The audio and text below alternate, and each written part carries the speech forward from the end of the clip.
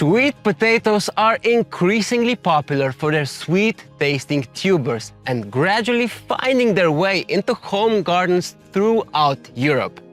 Despite its name, the sweet potato is not a type of potato, but rather a botanical relative of the bindweed. The cultivation and storage methods for sweet potatoes differ significantly from those of common potatoes. Varieties of sweet potatoes can be distinguished by the color of the tubers, with orange being the most common. Due to climatic conditions in Slovenia, it is not feasible to grow sweet potatoes from seeds, as our climate lacks the necessary warmth for the entire growth circle. Instead, we rely on tubers for propagation. Sweet potatoes have a long growing season, and they are typically planted only once, transplanted outdoors late in the season when night temperatures are higher than 10 degrees Celsius.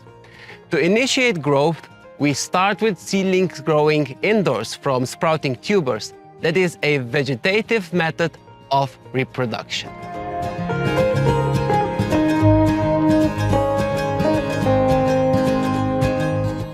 When we start growing sweet potatoes for the first time, we either buy seedlings or grow seedlings from tubers.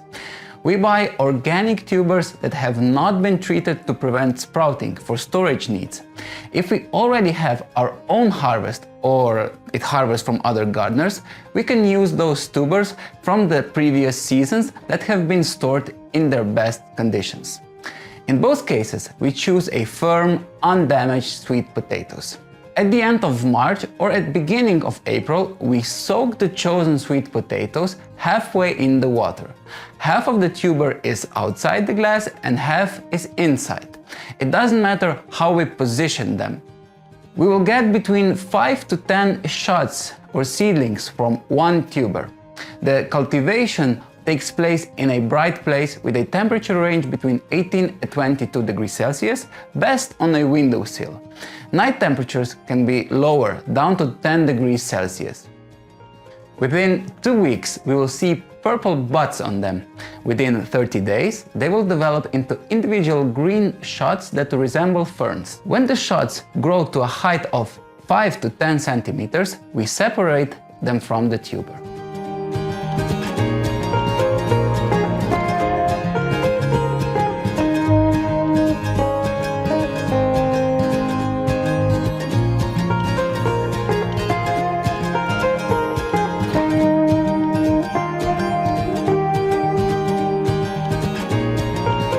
Start by carefully grasping the shoot just above where it emerges from the tuber and gently pull it away.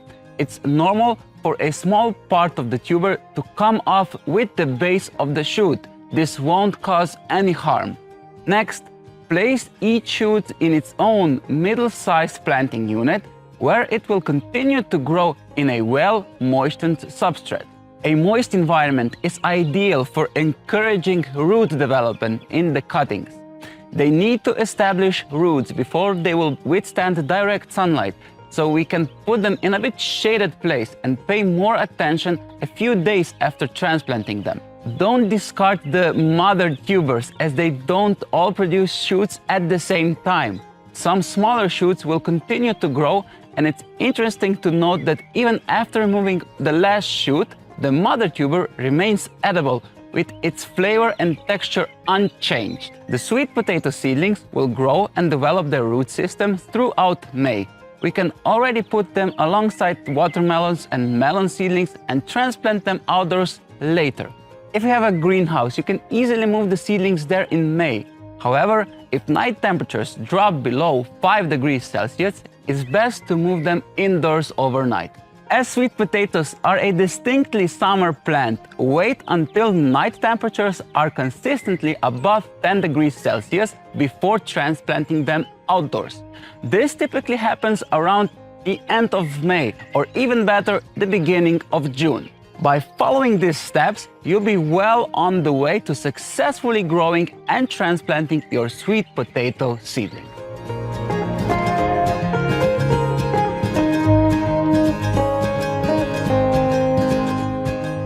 Sweet potatoes flourish best in deep, loose soil where they can develop thick tubers. In contrast, compacted soil can lead to the growth of thin, curved tubers. To facilitate optimal growth, it's advisable to prepare a specific bed for the plant with sand in the lower layers and a compost layer on top. In this specific case, we will use bot compost to present another option beside our regular compost supply made from mushroom substrate, which we mainly use in the garden. This bed should have a minimum height of 20 centimeters. However, considering that sweet potatoes are also a food source for wolves, it's better to implement preventive measures when preparing the bed.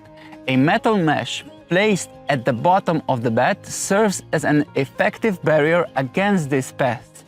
In this scenario, the bed height should ideally be at least 30 centimeters. At Becoming Gardener, we take an additional step when preparing our sweet potato bed by forming a ridge in the middle with the help of an additional wood framing. Like this, the tuber has a bit more than 30 centimeters to grow before there is a protective mesh underneath. We follow a similar procedure for parsnip cultivation.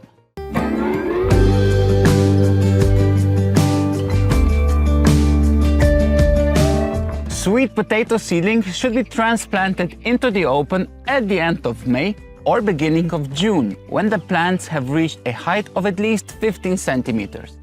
This timing ensures warm days and nights, which are essential for their growth. When planting on the bed, it's recommended to arrange them in a single row along the center of the bed. This arrangement, counting also the garden paths, provides a spacing of 120 centimeters between rows on a 75 centimeters wide bed and 150 centimeters on a 100 centimeters wide bed. Within the row, the plant should be placed every 30 centimeters. By allowing this distance, we ensure that the sweet potatoes have ample space to grow as they develop lush above ground parts. Additionally, it allows room for the roots to thicken in the middle of the bed.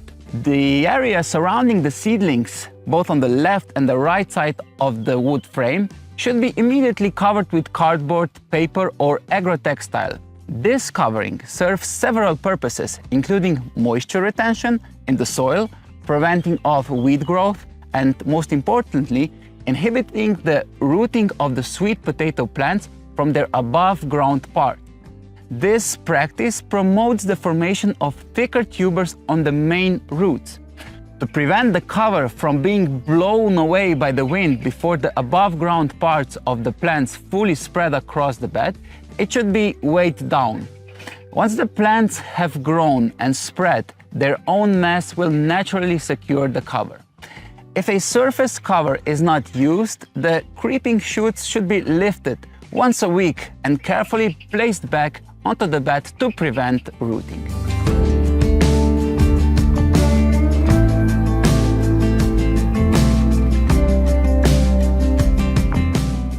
After transplanting the sweet potato seedlings outdoors, it is important to water them constantly for about a week until they are well established with a strong root system. Following this initial period, watering should be adjusted based on the moisture requirements, typically increasing during dry summer periods. Apart from regular weed removal around the base of the plant where it emerges from the soil, there is little additional care required until harvest. In August, the vines may start encroaching on the garden paths, which can be managed by selectively pruning, cutting them off with scissors, or redirecting the shoots back onto the bed.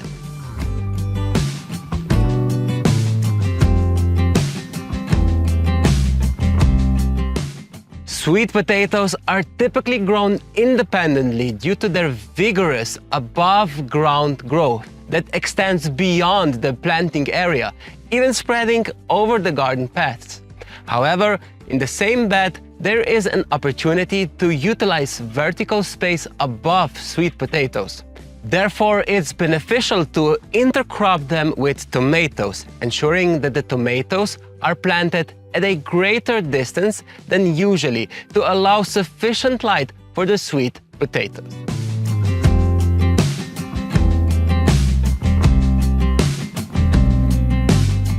Sweet potatoes are susceptible to damage from voles as well as mole crickets, which create holes in the tubers. One method of protection involves using a dense metal mesh attached to the bottom of the bed frame. This metal mesh effectively stops most of the pests, although voles may occasionally find a way to climb over the bed frame and access the bed.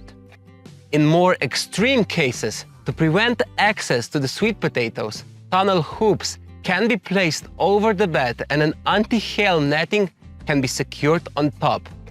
The netting should be weighted along the entire edge closely to any openings. This setup creates a well-guarded enclosure where sweet potatoes can grow.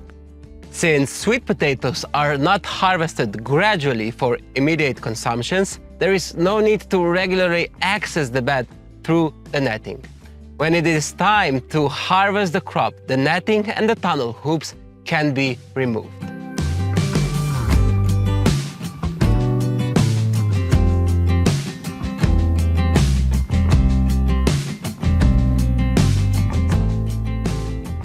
Sweet potatoes are left on the bed throughout the summer to maximize heat and time for tuber development. Harvesting typically takes place in the autumn before the arrival of the first frost. In our region, the crop is usually harvested at the end of September, but in case of a warm autumn, it can be extended until late October.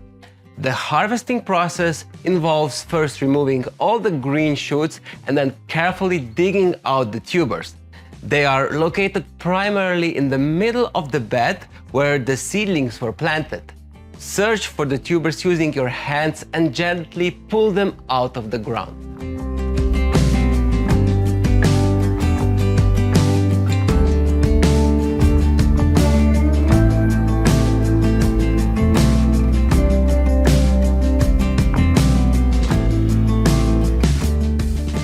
We love its taste as a side dish or baked in the oven. You can have them stored for more than 6 months and enjoy it all winter long. Since sweet potatoes differ from regular potatoes, they require a different storage approach. After harvesting, the tubers are placed in crates and covered with a damp cloth. They are then stored in a warm room with a temperature of 20 degrees Celsius or higher for at least 14 days. Then during this time, it's important to ensure that the cloth remains moist. This allows for the healing of the wounds and the conversion of starches into sugar, resulting in a sweetening process. After the initial 14-day period, the sweet potato crop is moved to a cooler storage location with a temperature ranging from 13 to 16 degrees Celsius and a humidity level of approximately 70% or lower. It's not recommended to store them in traditional cellars as excessive moisture and low temperatures can cause the tubers to become soft and become prone to rotting. When properly stored, sweet potatoes can be kept until May, when they can also be used for producing seedlings for the next growing season. They are a delightful blend of nutrition and taste and are a testament to harvesting surprises beneath the soil. As we wrap up our exploration of this vibrant tuber, cherish the lessons and flavors it brought to your garden. Dive deeper and discover our array of vegetable courses, and let's keep becoming gardeners together.